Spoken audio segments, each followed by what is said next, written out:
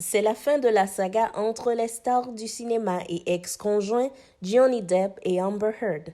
Le jury a délivré son verdict mercredi 1er juin 2022, fermant ainsi le spectaculaire procès tenu à Fairfax en Virginie, près de Washington aux États-Unis.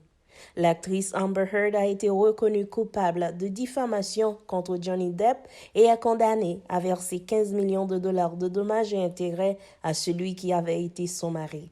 C'est bien loin des 50 millions de balles réclamés par Johnny Depp. Mais l'acteur du film Pirates des Caraïbes s'en contentera de laver un peu son honneur après avoir intenté un procès contre son ex-femme pour avoir déclaré en 2018 au Washington Post avoir été victime de violences conjugales.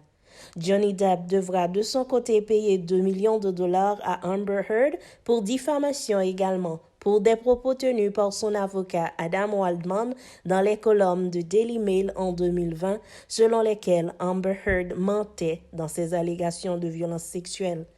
Le jury m'a rendu ma vie, s'est réjoui Johnny Depp après le verdict.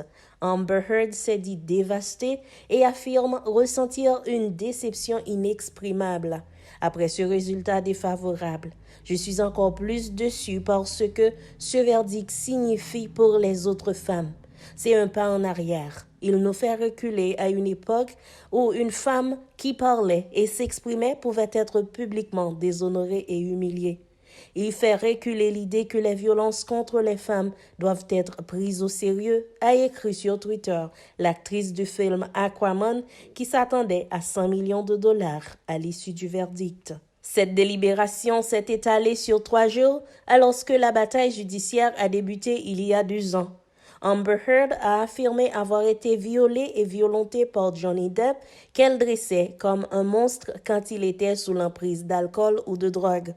S'il a reconnu avoir l'habitude de consommer de l'alcool, Johnny Depp a relaté n'avoir jamais frappé une femme dans sa vie.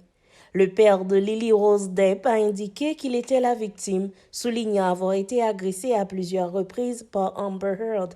Cette fois, elle est bonne pour Johnny Depp, qui avait déjà perdu un procès pour diffamation à Londres en 2020 contre le tabloïd britannique The Sun qu'il avait qualifié de mari violent.